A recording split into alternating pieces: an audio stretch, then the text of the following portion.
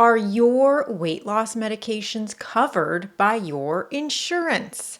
That's what we're going to talk about today. Hello and welcome to my channel. My name is Dr. Meghan. I'm a board certified physician in internal medicine, lifestyle medicine, and obesity medicine. And this is really important because I actually prescribe these medications all the time. I actually talk to patients about their weight all the time. I've helped hundreds of patients lose weight, and I'm here to help you too. So today we're discussing another very common question that I get asked in clinic all the time, which is, are these weight loss medications that we've been discussing, are they covered by my insurance? It's $1 million question. To start, I've really given up trying to guess what one patient's insurance in particular will cover. Now, there are a few notable exceptions, but if you have like Blue Cross Blue Shield plan XYZ, who knows if your insurance is going to tell you if they cover this medication. But there are some key criteria that you do want to go over to give yourself a better chance. So first of all, you must meet the weight criteria, okay? I am not prescribing weight medications for somebody whose BMI is 25. That's not a great idea. So you need to have a BMI of 27 and above with at least one weight-related comorbidity. So that would be something like high blood pressure, pre-diabetes, high cholesterol. There's a long list of them.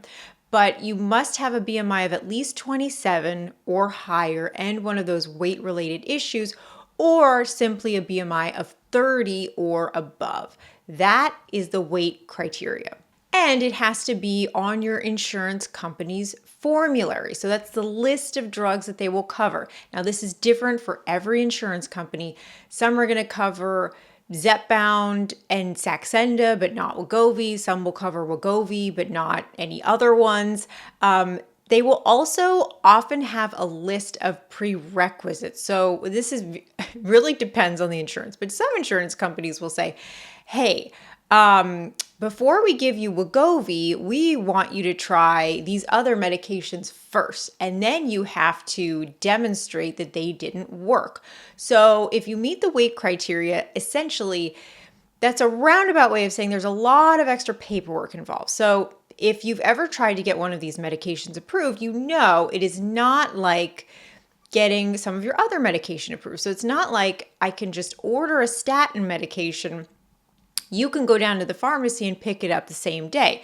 It really, if you want it covered by insurance, I mean, some people just pay out of pocket and you're welcome to do that. It's definitely faster, but most people want to see if their insurance will cover it. So it takes a bit of paperwork. And I just like to let people know up front that it's a different kind of work pathway than simply I prescribe it and you pick it up. So essentially it takes a little while. Your insurance company may come back after they received what's called a prior authorization. So I send the order in, they send it back to me and they say, okay, these are the criteria for us to approve this medication. I don't think I've ever had an insurance company not require a prior authorization because these medications are so expensive. It's pretty much standard for any of these medications. So you may have to go through, they may want you to demonstrate a few other medications that you've tried first. They may not. But they will come back to you and tell you what they cover and what they don't. And then all of this will determine what your out-of-pocket cost is. So at the time of this filming, there are a couple notable exceptions. So Medicare right now does not cover any weight-related medications. But they will in very specific circumstances. And this does not include diabetes. They certainly cover Ozempic and Mounjaro for patients who have diabetes in, a variety of situations. But usually they won't cover anything else. Now, a notable exception is this year, 2024, the FDA approved semaglutide to reduce the risk of cardiovascular death, heart attack, and stroke in adults with cardiovascular disease and obesity. So this was a really important approval because it really cracked open the door a little bit for Medicare to cover Wegovy for the right patients. Now, this is a little all over the board. Sometimes I can get this medication approved easily for patients, but recently what I've found is Medicare comes back and they say, okay, we are only covering this for people if they've already demonstrated they've had a stroke, they've had a heart attack, or they have active peripheral vascular disease. So if you're in the Medicare age group, talk to your prescribing physician. It may be worth, depending on what your comorbidities are, it may be worth trying this, but they may come back to you with very strict prerequisites. Also, Medicaid. So that really depends on the state. That's kind of all over the place.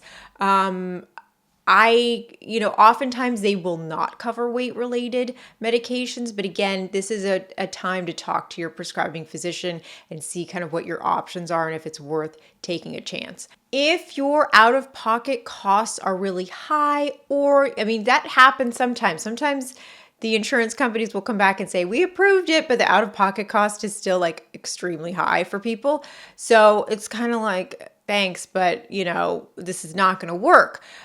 So if your out-of-pocket costs are really high or your insurance won't cover, that is the time to talk to your prescribing physician about alternatives. So oral medications can be a really great solution for the right person.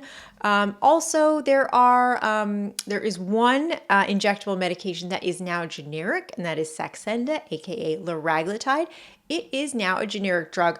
I haven't been too keen on it because it's still very expensive out of pocket. So I don't know what it's like in your area. If you've been able to get it at a much more reasonable cost, generic, please let me know.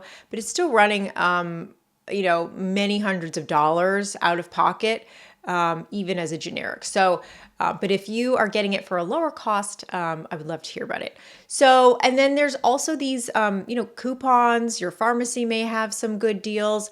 There's all sorts of other things you can investigate, but just know that there are some other options if your insurance doesn't cover, and insurances are always changing and new medications are always coming out. So it's just a good reminder to stay up to date on these things and just keep an ear out because things change all the time. So that's going to do it for today. Thank you so much for watching. If you have questions afterwards, you can definitely add them down below. If you want to work with me directly, I will leave that information down below. Thank you so much for watching, and please be well.